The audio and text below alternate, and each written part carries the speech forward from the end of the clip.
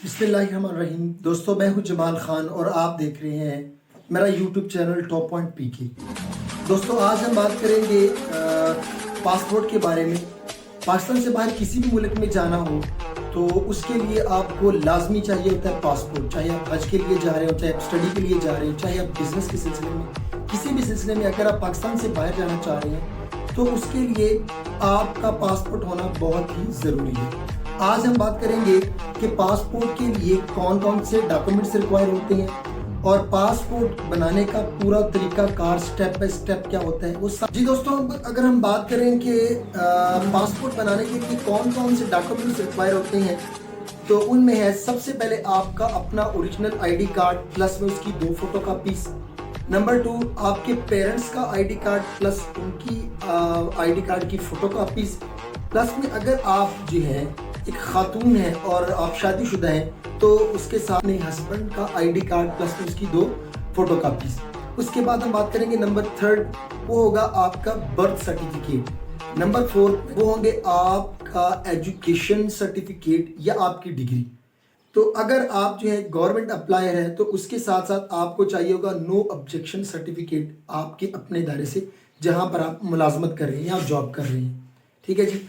और अगर ID card जो है वो आपसे गुम हो चुका है तो आप पहले क्या करेंगे, आप एफआईआर देंगे। उस एफआईआर के आपके पास जो है ना फोटो कॉपी मौजूद होनी चाहिए। जब आप पासपोर्ट ऑफिस जाएंगे तो ये उसमें प्लस में एडिशन होनी चाहिए।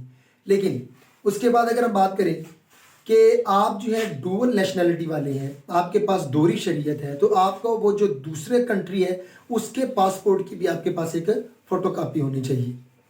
और अगर आपका जो है ना पुराना पासपोर्ट जो है वो एक्सपायर हो चुका है और आप जो है वो बनवाना चाह रहे हैं नया पासपोर्ट, तो आपको अपने आईडी कार्ड के साथ साथ उनकी अपने आईडी कार्ड की फोटोकॉपीज के साथ साथ उस ओल्ड पासपोर्ट की फोटोकॉपी भी दरकार होगी।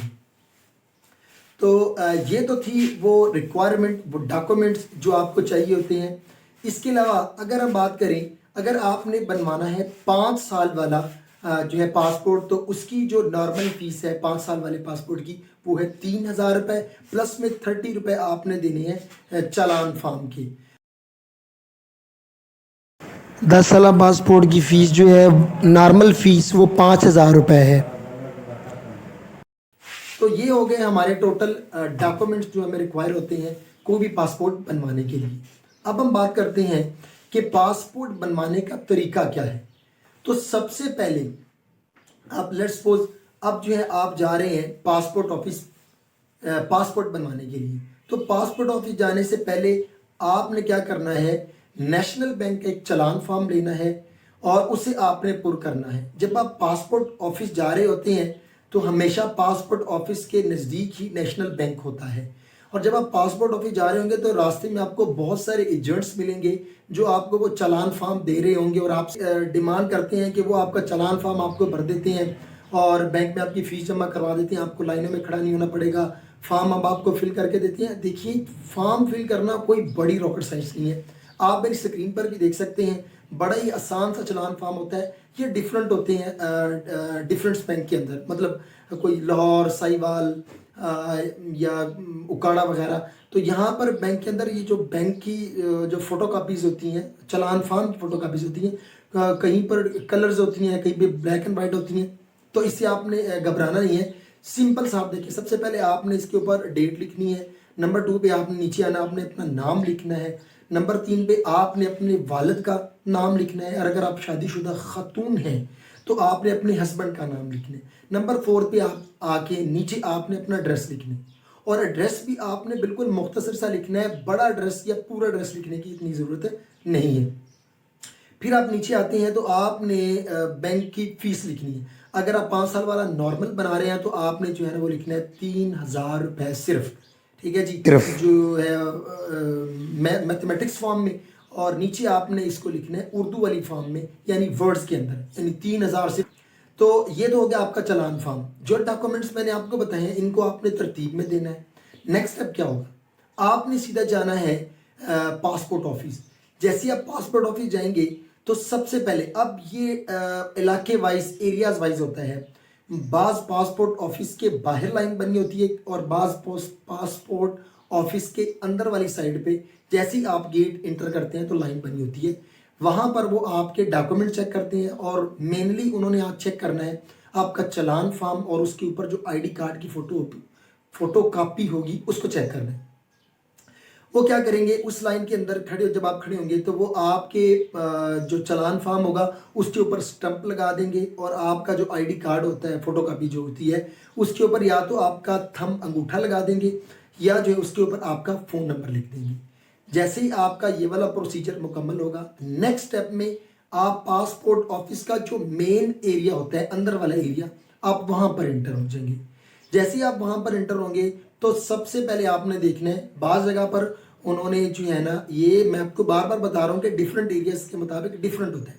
बाज़ जगहों पर लाइन लगी होती है और बाज़ जगह पर वहां पर चेयर्स पड़ी होती हैं, आपका नाम अनाउंस किया जाता है। सबसे पहले अब आप क्या करते हैं, आप जाते हैं अपनी फोटो खिंचवाने के लिए। एक डेस्क के ऊपर आपने जाना है, वहां पर वो खींचेंगे आपकी फोटो जो कि आपके पासपोर्ट के ऊपर लगनी होती है, ठीक है जी। और उससे अगले स्टेप में आपने जाना होता है नेक्स्ट डेस्क पर।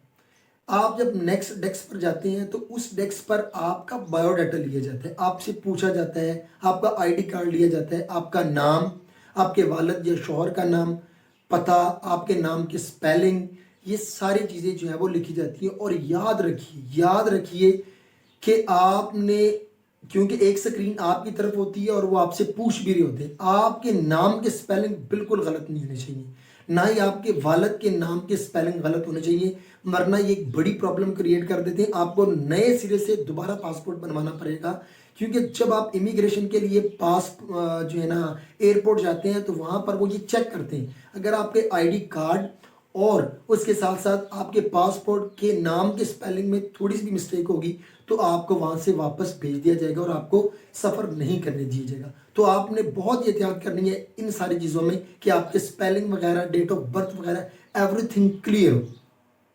तो उसके बाद जब आपको ये सारा बायोडाटा लिख लिया जाएगा तो आपको एक परफॉर्मा दिया जाएगा, एक कागज़ दिया जाएगा जिसके ऊपर आप ये सारी डिटेल लिखी होगी, आपका सारा बायोडाटा लिखा होगा जो आपने उन्हें बताया था। वो परफॉर्मा लेकर आपने जो है ना अगले साइड पे जाके आगे जाकर आपने बैठ जाना है कहीं। जैसे कि आप बैठेंगे कुछ देर बाद जो है ना वो लाइन वाइज आपका नाम जो है ना वो बुलाया जाता है, कॉल किया जाता है। तो जैसे ही आपको बुलाया जाएगा आपने जाना है। बाज़ दफ़ा तो ऐसा होता है कि जब आपका नाम बुलाया जाएगा, आप मुतल्लिका शख्स के पास जाते हैं कैबिन के अंदर, तो वो आपसे कोई एक आधा सवाल कर लेते हैं। अदरवाइज ऐसा नहीं होता, वो डायरेक्टली आपको दे देती है आपका टोकन। तो वो टोकन लेकर जो है ना आप चले जाते हैं और 3 तरह के जो है ना आप पासपोर्ट बनाते हैं। एक फास्टर ट्रैक सर्विस है जिसमें आपको 2 दिन में आपका पासपोर्ट जो है वो मिल जाता है।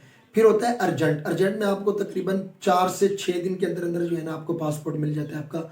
और दूसरा होता है नॉर्मल पासपोर्ट। तो नॉर्मल पासपोर्ट आपको 10 से 15 दिन के अंदर जो है वो मिल जाता है। तो आप अपना टोकन जो है वो लेके चले जाते हैं और मतलूबा दिनों के बाद आप आते हैं और अपना टोकन उन्हें देते हैं, आपका जो पासपोर्ट दे देते हैं। ये नहायत ही आसान तरीका कार है, कोई मुश्किल नहीं है। आई होप कि आपको मेरी ये वीडियो पसंद आई होगी। अगर आपको ये वीडियो पसंद आई है तो प्लीज़ मेरे चैनल को सब्सक्राइब जरूर करें और लाइक और कमेंट भी करें। आपके मैं हर सवालों का जवाब देता हूँ, आप मेरी सारी वीडियोस देख सकते हैं। मैं हर वीडियो के अंदर जो भी मुझे कमेंट आता है, मैं हर कमेंट का जो है ना वो आंसर करने की कोशिश करता हूँ और मैं लगातार इन चीज़ों को चेक करता रहता हूँ।